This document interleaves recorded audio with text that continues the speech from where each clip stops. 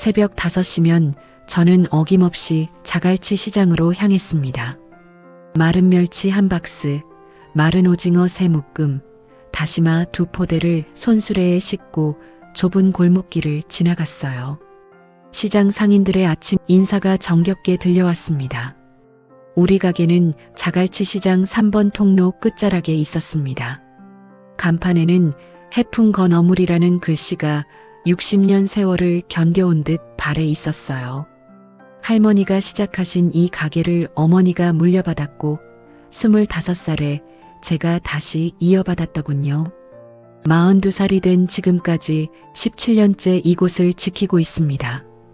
어머니는 허리가 많이 안 좋으셨습니다. 평생 쪼그리고 앉아 생선을 손질하고 건어물을 포장하시느라 척추가 휘어 있었어요.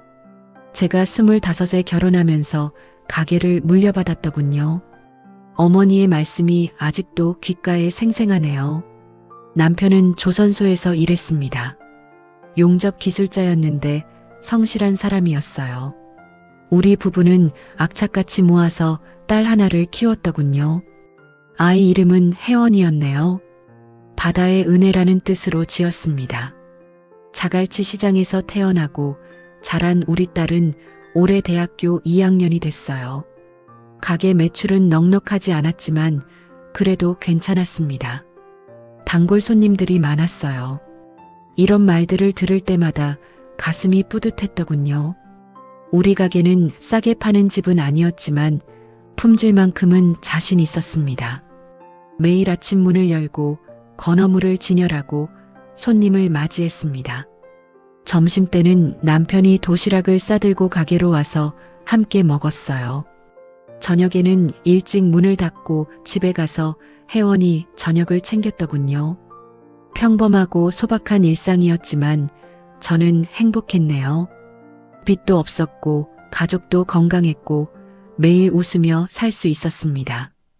2년 전 혜원이가 부산대에 합격했던 날을 잊을 수가 없어요. 남편과 저는 얼싸안고 기뻐했더군요. 우리 가족의 가장 행복했던 순간이었습니다. 2022년 봄 청천벽력 같은 소식이 들려왔습니다. 자갈치 시장 재개발 계획이 확정됐다는 거예요. 시청 공무원들이 시장 상인회관에 모여서 설명회를 열었더군요. 대형 스크린에 띄워진 조감도에는 현대식 건물이 번쩍거리고 있었습니다. 공무원이 보상금 내역을 설명하기 시작했습니다. 평균 점포당 5천만 원에서 1억 원 사이로 책정될 예정이라고 했어요. 그 순간 회관 안이 술렁거리기 시작했더군요. 저는 머리가 하얘지는 걸 느꼈습니다. 우리 가게는 3평 남집밖에 안 됩니다. 아무리 많이 받아봐야 7천 정도일 거예요. 그 돈으로 어디 가서 다시 가게를 열 수 있을까요? 부산 시내 어디든 보증금만 최소 1억은 필요했더군요. 집에 돌아와서 남편에게 상황을 말했습니다. 남편도 심각한 표정이었어요. 우리는 밤새도록 이야기를 나눴더군요. 하지만 뾰족한 답이 나오지 않았습니다. 설상가상으로 단골 손님들이 하나둘씩 발걸음을 끊기 시작했어요. 재개발 소식이 퍼지자 사람들은 미리 다른 곳으로 옮겨가기 시작했습니다. 30년 넘게 우리 가게에서 장을 봤던 할머니 손님조차 인사도 없이 발길을 끊었더군요. 매출이 급격하게 떨어졌습니다. 예전에는 하루 평균 40만 원 정도 팔렸는데 이제는 20만 원도 안 됩니다. 건어물은 유통기한이 있어서 팔리지 않으면 버려야 했어요. 장사 시작한 이래 처음으로 적자를 보기 시작했습니다. 혜원이가 조심스럽게 등록금 납부 기한을 알려왔습니다. 한 학기 등록금이 400만 원이었어요. 저는 통장을 확인했더군요. 잔액이 200만 원밖에 없었습니다.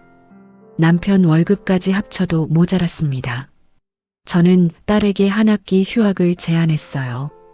딸은 아무 말 없이 고개를 끄덕였더군요.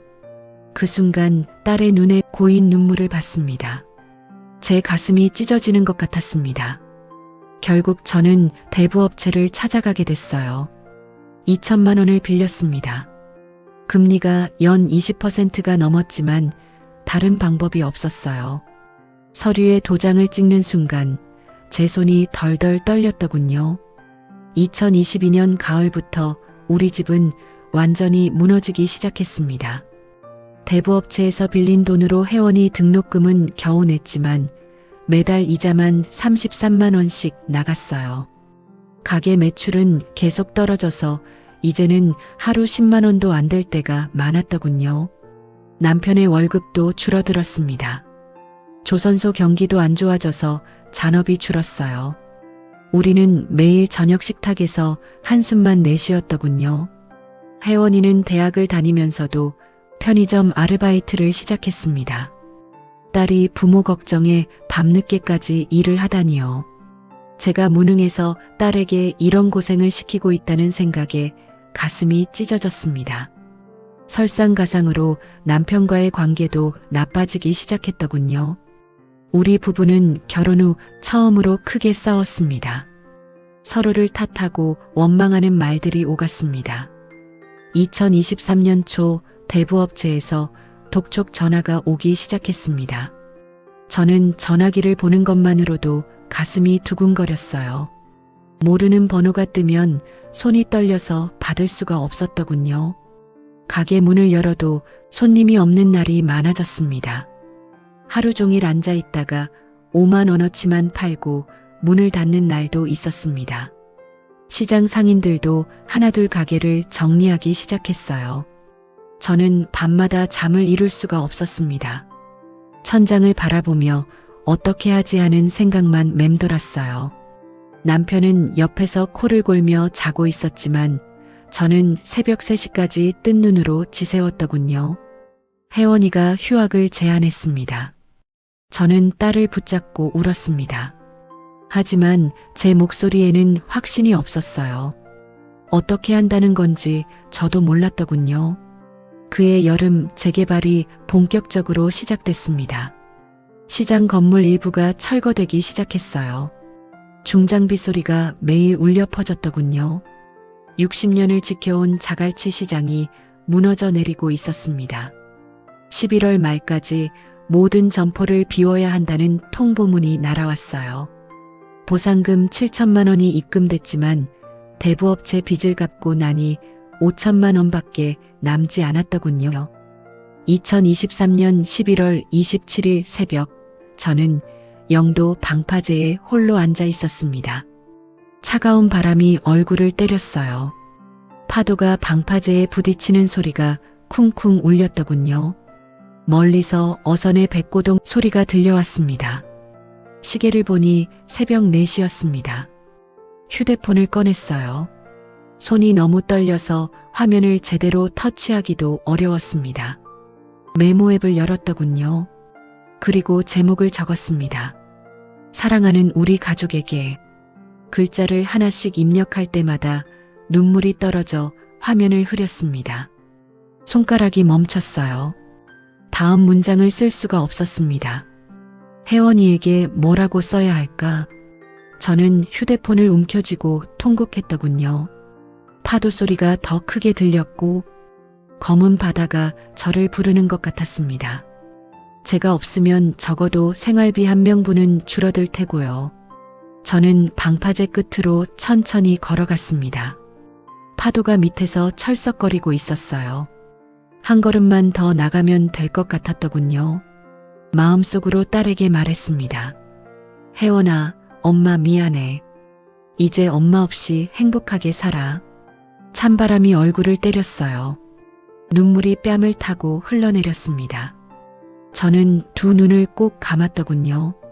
심호흡을 한 번 하고 발을 내디딜 준비를 했네요. 갑자기 뒤에서 큰 소리가 들렸습니다. 저는 깜짝 놀라 뒤를 돌아봤어요. 50대 후반쯤 되어 보이는 남자 한 분이 저를 향해 급하게 걸어오고 있었더군요. 그분이 숨을 헐떡이며 위험하다고 말했습니다. 저는 아무 대답도 하지 않았어요. 그냥 바다만 바라봤더군요. 선장님은 제 옆에 조심스럽게 다가왔네요. 선장님이 조용히 말씀하셨습니다. 저도 한때 여기 서 있었던 적이 있다고요. 15년 전 아내가 암으로 세상을 떠났다고 하셨어요. 선장님의 목소리에 슬픔이 묻어났네요. 집사람도 시장 상인이었다고 하셨습니다. 국밥집을 했는데 어느 날 갑자기 쓰러졌대요. 병원 가보니 이미 말기였다더군요. 저는 말없이 들었습니다. 선장님은 계속 말씀을 이어갔어요. 아내가 떠나고 나니 사는 게 의미가 없었다고요. 어느 날 새벽 여기 섰었다고 하셨습니다. 그때 누군가 어깨를 잡아당겼대요.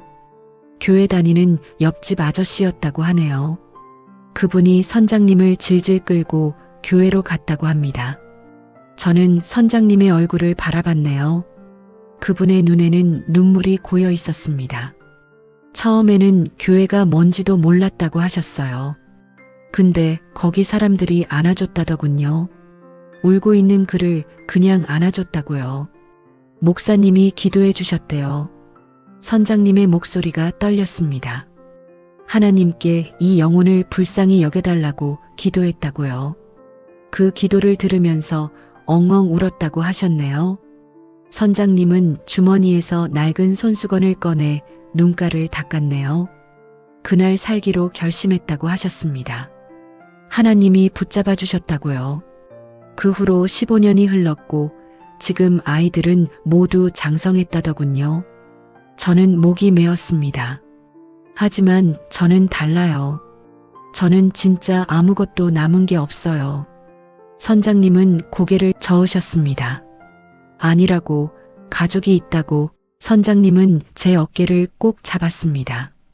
가족은 당신이 필요하다고요. 생각하는 것보다 훨씬 더 필요하다고 하셨습니다. 선장님은 일어나며 손을 내밀었어요. 함께 교회에 가자고 하셨습니다. 여기서 5분 거리에 있다고 했습니다. 지금 새벽 기도의 시간이라고 하셨네요. 저는 망설였습니다. 하지만 이상하게도 그 손을 뿌리칠 수가 없었어요. 마치 누군가 제 마음을 움직이는 것 같았더군요. 저는 떨리는 손으로 선장님의 손을 잡았네요. 방파제에서 골목길을 따라 5분 정도 걸었습니다. 작은 2층 건물이 보였어요. 낡은 십자가 간판에 영도항구교회라고 쓰여 있었더군요. 건물은 허름했지만 창문 사이로 따뜻한 불빛이 새어나오고 있었네요. 문을 열고 들어가니 찬양 소리가 들려왔습니다. 15명 정도 되는 사람들이 앞쪽에 모여 노래를 부르고 있었어요. 대부분 연세가 많으신 분들이었는데 고무장화와 작업복 차림이 많았더군요. 주의 음성을 내가 들으니 나를 이끄시네. 찬양 가사가 제 귀에 들어왔습니다. 저는 뒷자리에 조용히 앉았어요. 이상한 일이 일어났네요. 그 찬양을 듣는 순간 제 가슴 속에서 뭔가 무너지기 시작했습니다. 참고 참았던 눈물이 쏟아져 내렸어요. 옆자리 할머니가 제 손을 꼭 잡아주셨습니다. 찬양이 끝나고 기도 시간이 시작됐습니다. 목사님이 강단에 서셨어요. 하나님은 여러분을 사랑하신다고요. 특히 지금 힘든 시간을 보내고 계신 분이 있다면 하나님이 그 아픔을 아신다고 하셨습니다. 목사님의 말씀이 제 마음에 와닿았어요. 바다 같은 절망 속에서도 주님은 계신다고요. 풍랑이 일어도 주님은 우리와 함께 배에 타고 계신다고 하셨습니다. 목사님은 성경을 펴셨더군요. 시편 107편을 읽으셨습니다. 그들이 공고함으로 말미암아 여호와께 부르짖음에 그가 그들의 고통에서 구원하셨다는 말씀이었네요. 저는 그 말씀을 들으며 계속 울었습니다. 옆 할머니가 제 등을 쓰다듬어 주셨습니다. 괜찮다고, 다 괜찮아질 거라고 하셨어요. 기도회가 끝나고 목사님이 저에게 다가오셨습니다. 처음 오셨냐고 물으셨어요. 저는 고개를 숙인 채 정미숙이라고 대답했습니다. 목사님은 저를 작은 방으로 안내하셨네요. 따뜻한 보리차를 한 잔 주시며 조용히 물으셨습니다. 괜찮으시면 이야기해 보라고요. 자갈치 시장 이야기, 재개발 이야기, 빈 이야기, 그리고 오늘 새벽 방파제에서 있었던 일까지 모두 말했습니다. 목사님은 한마디 끊지 않고 조용히 들어주셨어요. 목사님이 제 손을 잡으며 말씀하셨네요. 미숙 씨, 하나님은 당신을 사랑하신다고요. 가장 낮은 곳에 있을 때 하나님이 찾아오셨다고 하셨습니다. 목사님은 기도해 주셨습니다. 이 딸을 불쌍히 여겨달라고요. 절망의 바다에서 건져달라고, 새로운 희망을 달라고 기도하셨습니다. 기도가 끝났을 때 제 마음에 이상한 평안이 찾아왔어요. 모든 문제가 해결된 건 아니었습니다. 하지만 이상하게도 두렵지 않았더군요. 내가 혼자가 아니구나, 그런 생각이 들었습니다. 그날 이후 저는 매일 새벽 기도회에 나가기 시작했습니다. 새벽 5시에 일어나 영도항 구교회로 향하는 길은 춥고 어두웠어요. 하지만 교회 불빛을 보면 마음이 따뜻해졌습니다. 할머니 권사님이 환하게 웃으며 저를 안아주셨습니다. 우리 딸처럼 생각하고 있다고 하셨어요. 교회 사람들은 저를 가족처럼 대해주셨습니다. 어느 날 기도회가 끝나고 한 집사님이 저를 불렀습니다. 생선 도매일을 해볼 생각이 있냐고요. 교회 장로님이 남포동에서 수산물 도매업을 하시는데 일손이 필요하다고 하셨네요. 다음 날 장로님을 만났네요. 60대 중반에 인자하게 생긴 분이셨습니다. 자갈치에서 오래 일했다면 품질 관리 일을 도와달라고 하셨어요. 월급은 200만 원이었습니다. 큰 돈은 아니었지만 저에게는 소중한 돈이었어요. 매달 이자를 갚고 생활비를 보탤 수 있게 됐더군요. 그런데 더 놀라운 일이 있었습니다. 재개발 상인회에서 집단 협상을 하기로 결정한 거예요. 200여 명의 상인들이 시청 앞에서 집회를 열었더군요. 결국 시에서 보상금을 30% 인상해 주기로 결정했네요. 저도 추가로 2천만 원을 더 받게 됐습니다. 그 돈으로 남은 대부업체 빚을 깨끗이 정리할 수 있었어요. 혜원이도 변화했습니다. 아이는 학교 기독교 동아리에 가입했어요. 저도 교회 다니고 싶다고 했습니다. 우리 가족 모두 일요일 예배에 함께 참석하기 시작했어요. 2024년 봄 또 다른 기적이 일어났어요. 영도에 작은 점포 하나가 나왔습니다. 10평짜리 작은 가게였는데 월세 50만 원이었어요. 목사님이 격려해 주셨네요. 저는 용기를 냈습니다. 낮에는 장로님 회사에서 일하고 저녁에는 작은 가게를 운영하기 시작했어요. 조금씩 단골이 생기기 시작했더군요. 혜원이도 학교 방학 되면 가게 일을 도와줬네요. 나중에 엄마 가게 물려받겠다고 했습니다. 딸의 그 말에 저는 웃으며 우리 4대째 이어가자고 대답했어요. 2024년 11월 정확히 1년이 지났습니다. 저는 다시 영도 방파제에 서 있었어요. 하지만 이번에는 혼자가 아니었습니다. 교회 새벽 기도회 멤버들과 함께였더군요. 우리는 매주 수요일 새벽 이곳에서 기도회를 열고 있네요. 저는 두 손을 모으고 기도했습니다. 하나님 감사합니다. 1년 전 이곳에서 제가 유서를 쓰고 있을 때 주님이 저를 붙잡아 주셨다고요. 선장님을 보내주시고 교회로 인도하시고 새로운 삶을 주셨다고 기도했어요. 옆에서 선장님도 기도하고 계셨어요. 이 자매가 계속 승리하게 하시고 더 많은 사람들에게 희망을 나누게 하소서. 선장님의 기도를 들으며 저는 눈물이 났습니다. 가게는 조금씩 자리를 잡아가고 있습니다. 여전히 작은 가게이고 큰 돈을 버는 건 아니에요. 하지만 이제는 감사하며 일할 수 있게 됐었고, 혜원이는 대학 3학년이 됐습니다. 아이는 사회복지학을 전공하며 어려운 이웃을 돕는 일을 꿈꾸고 있어요. 딸의 그 말을 들으며 저는 하나님께 감사했습니다. 남편과의 관계도 회복됐네요. 우리는 이제 매주 토요일 저녁 가족 예배를 드립니다. 셋이 둘러앉아 찬송을 부르고 성경을 읽어요. 지난주에는 교회에서 간증을 했습니다. 제 이야기를 듣고 한 자매가 저를 찾아왔습니다. 저도 사업 실패하고 죽고 싶었다고요. 근데 오늘 간증 듣고 용기가 났다고 하셨어요. 저는 이제 회복의 모임을 인도하고 있습니다. 매주 금요일 저녁 경제적 어려움을 겪는 분들이 모여요. 우리는 함께 울고 함께 기도하고 서로를 격려하더군요. 어제 저는 1년 전 그날 밤에 썼던 유서를 다시 읽어봤습니다. 휴대폰 메모장에 아직 남아 있었습니다. 그 글을 보며 저는 눈물을 흘렸어요. 감사의 눈물이었더군요. 유서를 쓰던 이 손으로 지금은 매일 기도합니다.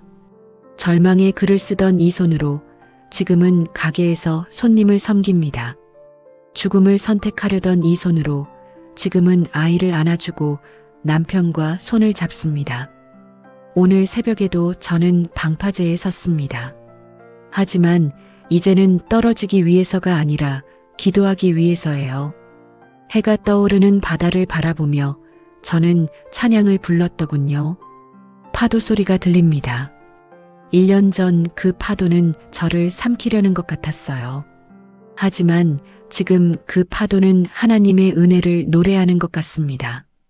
이 영상을 보시는 여러분 중에 혹시 저처럼 절망 속에 계신 분이 있나요?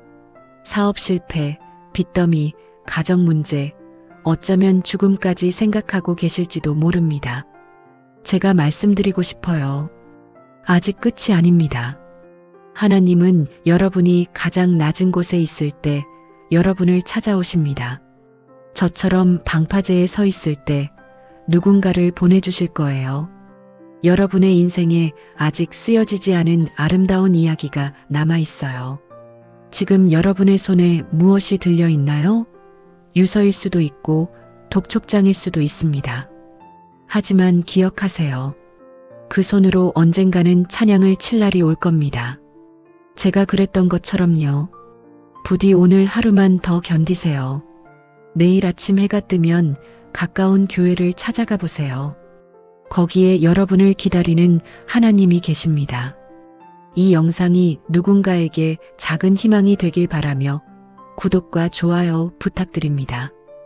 여러분의 응원이 더 많은 간증을 나누는데 큰 힘이 됩니다. 힘내세요. 하나님이 여러분과 함께 하십니다. 기도드립니다. 사랑하는 하나님 아버지, 이 글을 읽는 모든 분들을 축복해 주소서. 절망 속에 있는 영혼들에게 희망을 주시고 어둠 속을 걷는 이들에게 빛을 비춰주소서. 유서를 쓰려던 손이 찬양하는 손이 되게 하시고 죽음을 생각하던 마음이 생명으로 충만하게 하소서. 예수님의 이름으로 기도합니다. 아멘.